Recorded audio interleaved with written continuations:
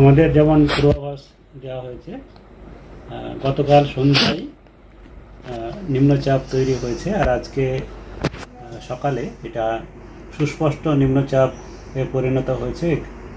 পশ্চিম মধ্য বঙ্গোপসাগর এলাকায় এর অবস্থান করছে, আর আজকের মধ্যেই এটি গভীর নিম্নচাপে পরিণত হওয়ার সম্ভাবনা রয়েছে এবং আগামীকাল পর্যন্ত এটি অতি গভীর নিম্নচাপ পরিণত হওয়ার সম্ভাবনাও রয়েছে।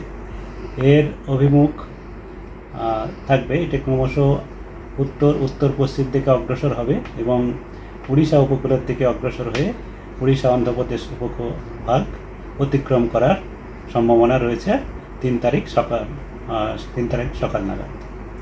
এর প্রভাবে আমাদের পশ্চিমবঙ্গের বিভিন্ন জেলাতেই বৃষ্টিপাতের সতর্কতা এবং কিছু কিছু জেলায় এবং দমকা হওয়ারও সতর্কতা রয়েছে। মূলত আমাদের প্রথমে সবথেকে বড় যেটা সতর্কতা, সেটা হচ্ছে আমাদের মৎস্যজীবীদের জন্য আগে থেকেই বলা হয়েছে আজকে থেকে 3 তারিখ পর্যন্ত সমুদ্রে যেতে মানা। কারণ আমাদের উত্তর বঙ্গোপসাগর এবং মধ্য বঙ্গোপসাগর তার সঙ্গে সঙ্গে আমাদের উড়িষ্যা এবং পশ্চিমবঙ্গ উপকূল অঞ্চলেও দমকা হাওয়া 40 থেকে 50 সর্বোচ্চ 60 কিলোমিটার আওয়ার পর্যন্ত যেতে পারে। তো এর প্রভাবে এবং বৃষ্টিপাতও হবে, তার জন্যে মৎস্যজীবীদের সমুদ্রে যেতে মানা করা হয়েছে। আর আমাদের স্থলভাগের জন্যে যে সতর্কতা বা পূর্বাভাস আমাদের দেওয়া রয়েছে, তাতে আগামী 3 দিন পর্যন্ত দক্ষিণবঙ্গের সমস্ত জেলাতেই হালকা থেকে মাঝারি বৃষ্টিপাত প্রায় সব জায়গাতেই হওয়ার সম্ভাবনা রয়েছে।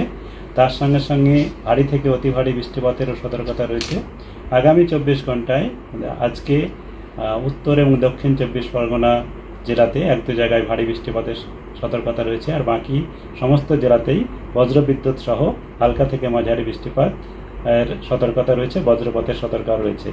কোথাও কোথাও বজ্রপাতের সঙ্গে সঙ্গে দমকা হাওয়াও 30 থেকে 40 কিলোমিটার পর্যন্ত যেতে পারে। আর আগামীকাল সবথেকে বেশি প্রভাব থাকার সম্ভাবনা এই নিম্নচাপের প্রভাবে।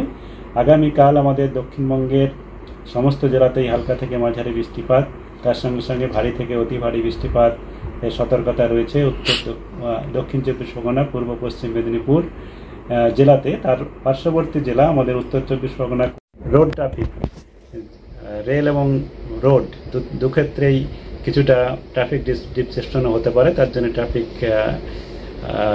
নিয়ন্ত্রিত করার জন্যে উপদেশ দেওয়া রয়েছে। তার সঙ্গে সঙ্গে কিছু যেমন কাঁচা বাড়ি, কাঁচা রাস্তা বৃষ্টিপাতের জন্য ড্যামেজ হয়, এগুলো সম্ভাবনা থাকে, এগুলো সম্ভাবনা রয়েছে।